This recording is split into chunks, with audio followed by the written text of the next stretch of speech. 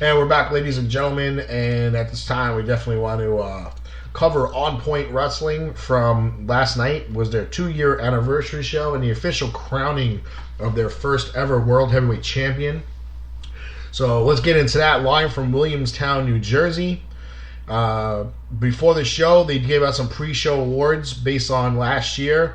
The On Point Wrestling's MVP was New Jersey bad boy Joey Janela. Congratulations to Joey. Their On Point Wrestler of the Year was Drew Blood. So congratulations on that. And the On Point Match of the Year went to The Machine Sam Shields versus Joe Gacy. So congratulations to all those award winners. And I will say that Joey Janela did not rest on his laurels of his award because he put on a hell of a show later on in this card. But it was match number 1, Andrew Wolf taking on Ben the Beast Ortiz. And Ben absolutely squashed Andrew Wolf in a pinfall. And then decided he was going to call somebody out from the locker room, claiming that this was no competition for him. And that's when one half of the heavy hitters, Steve Monster Mack, came out. And just absolutely these two super heavyweights went at it. And shockingly, and I'm going to have to say, I mean, I'm not very familiar with Mr. Ortiz. I did look up some of his work before this broadcast. And I will say honestly that, in my opinion, this was an upset. But it was Ben Ortiz pinning, in a clean pin, Steve Monster Mack. So I don't know if Monster was off his game or upset that Low Life Louie wasn't able to attend and maybe had some stuff on his mind. But it was Ben Ortiz defeating Steve Monster Mack. In match number 3, the Latin Dragon took on Kai Katana, and with a underhook suplex into a bridge, it was Kai Katana victorious over the Latin Dragon. Match number 4 saw Gran Akuma take on the Bad Apple, Matt McIntosh, one of my favorite New Jersey wrestlers, and winning via submission with the Apple Core, it was Matt McIntosh. So he continues his hot streak across the state of New Jersey. In an absolute match of carnage, blood, thumbtacks, shards of wood and staples, the Bulldozer Matt Tremont took on Kyle the Beast. Many people might not have been familiar with Kyle. I am. Damage 365 Radio is. And the guy is exactly what he's billed. He's a beast. He can move like a middleweight, but he is a super heavyweight. It did see Matt Tremont victorious as he was able to powerbomb Kyle the Beast into a box full of thumbtacks that he also landed in as well. So powerbomb in a box of thumbtacks, got the pinfall, but a busted open Matt Tremont did feel the effects of that match as Kyle the Beast rolled out of the ring with thumbtacks everywhere. Jeff Cannonball rushed to the ring and attacked Tremont and said he was sick and tired of being left out in the cold and challenged the Bulldozer for the next event. So we'll see what materializes here as Cannonball left a bloodied Matt Tremont in the middle of the ring with thumbtacks pretty much everywhere. So another guy I'm familiar with, Jeff Cannonball, another super heavyweight. So they got some big boys over there at On Point with Steve Monster Mack, Ben Ortiz, Matt Tremont, Kyle Beast, and Jeff Cannonball. I mean, you got some big boys over there. Following intermission, we saw Xavier Cross with his manager Loudy take on the MVP of last year, Drew Blood. And with some distraction from Loudy and another Thunder from Down Under, Xavier Cross was victorious over Drew Blood. It saw Chainsaw Joe Gacy take on the bad boy Joey Janela.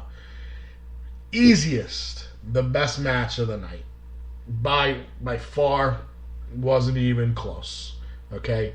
I did enjoy the Kyle Beast and Tremont match, but if you wanted to see some all-out wrestling, this was the match. Okay? Finally saw Joey Janela victorious with a off-the-top rope double foot stomp to the heart. Got the victory. But just a highly technical move after move after move. Both workers were great together. Easily the most crowd pop by far. So victorious Joey Janela over Joe Gacy. Then the most awaited guy of the night. Okay, the room filled up with 80 plus standing room only of Philadelphia fans, absolutely crazy and highly intoxicated fans from Philadelphia. And no, it wasn't for a Phillies game or for a Flyers game. It was for Mike Hitz. As he hit the ring with his manager, they cut a promo, challenged anybody out from the back, and then we had an improv match. It was Mike Hitz taking on the Archangel in one of the ugliest matches I've seen in 2 years. Everything was off on this match. Timing, moves, everything. Mr. Mike Hitz should be called Hit or Miss because half the moves he tried to hit, he missed. So, sorry guys. You're probably expecting to tune in and hear Mike Hitz. Woo! But that boy needs some more work. Needs some more grooming. Maybe down the road we'll see a new and improved, much improved Mike Hitz. But it was the Archangel victorious after Mike Hitz's manager nailed him with a bucket, and then Archangels gave him a super kick, and down went Mike Hitz. And just like that match, he was a one-hit wonder apparently. So Mike Hitz out, Archangel victorious. We go to the main event to crown the first ever OPW Heavyweight Champion. It saw the two men remaining from the tournament, Oz Tyler, who was accompanied by Xavier Cross and Loudy, to take on the Machine, Sam Shields. This match had some great high points and had a lot of momentum, but it started to tail off at some points when they were going back and forth with some punching and forearms, and they kind of lost some of the steam of the crowd, some of the pop. It started to regain a little momentum. They started matching each other for technical move after technical move and some really close kickouts. There was a scary moment in the match when Shields tried to drop Tyler on the top rope from his shoulders, kind of like Seth Rollins does. And he either missed completely or the turnbuckle was wet from sweat, but Tyler slid across the top of the turnbuckle, fell awkwardly to the floor. But he seemed to be okay. Push comes to shove. Really wasn't happy with the end of this match. I mean, this was to crown your first other champion, and you have this match going back and forth, and the match is determined when Tyler hits Shield with a chair that Xavier crossed through in the ring when the referee wasn't looking, and basically that's how it was. Oz Tyler, your new OPW heavyweight champion. At the conclusion of the match, though, the lights went out, and when they came back on, it was Devin Moore standing in the middle of the ring, challenging the new champion. So we'll see again, much like the Jeff Cannonball challenge. We'll see where this goes at a future show. But the show came to a close after that as, again, Oz Tyler is the new On Point Professional Wrestling Heavyweight Champion. So now he's got to defend it. Now with the bullseye. Now, how will you react with the bullseye on your back 24/7? So we'll see. Devin Moore's back. Jeff Cannonball looks to enter into the mix. And the future looks good for On Point Wrestling as they were celebrating their 2-year anniversary. We like to thank everybody with On Point, including Matt Tremont, for inviting us to the show. One thing we do request for future is next time you'd like us to cover the event, not to have 25 people standing in front of my table where I had to stand on a chair the whole night just to see the fight. Because it's hard to make notes when you got to come up and down the ladder, 10, 15 times a match. Because I get down to the floor level to type something up, and I miss 2 or 3 things happening. So maybe we can sit at the top of the bleachers in the corner next time. So we'll see what happens. But we did thoroughly enjoy ourselves, and it was a good night. So again, like to thank Matt Tremont and everybody from On Point Wrestling. We like to thank the Jersey Devil and Damian Adams and everybody with D2wWrestling. Thanks a lot. We'd like to thank Ashley America for coming on the show, and we do hope that Little Jeannie gets out of her kitchen, or at least can get, you got to get a landline, young lady. You got to get a landline. If someone steals your cell phone, you can't be left out in the cold like that. So, so that's the way it is. But again, we like to let you guys know that March 7th, okay, we have some more stuff coming up in February, but March 7th, we really, really want you to get out there and support Damage 365 Radio, and we want you to support Warriors of Wrestling and Valkyrie Women's Professional Wrestling. This is a very, very big day for all 3 companies. Okay, first on the 6th, we'll have a nice little autograph signing of former WWE Divas Champion Melina and TNA Knockout Rebel. They're both going to be at Fun Station USA, the home of Warriors of Wrestling, signing autographs, taking photos. Okay, we'll be there getting some interviews. Okay, show your support. Can't get out that day? That's fine.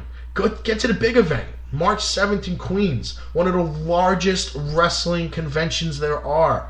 Probably the best in the tri-state area. You got to get out there. Support independent wrestling. Support all these mainstream wrestlers who have been performing in front of you for years and years and years.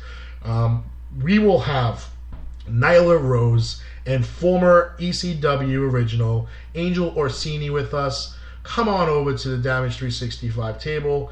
We'd love to meet you, sign some autographs, take some pictures. Okay? Also, we're having that contest on our Facebook page, facebook.com/Damage365, where we're giving away 2 free tickets to some shows here in New York and New Jersey.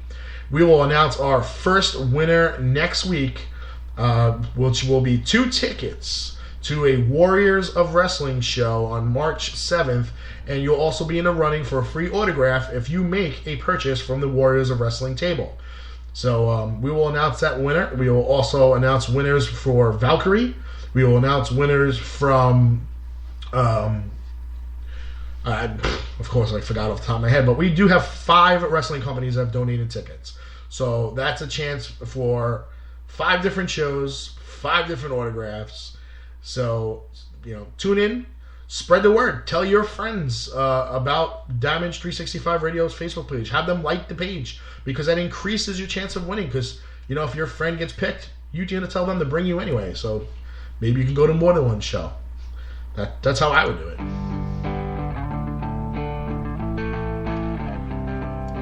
But at this time, it's getting to that time of the show when we got to wind down. Episode number 7 is coming to a close. It's going to be officially in the books.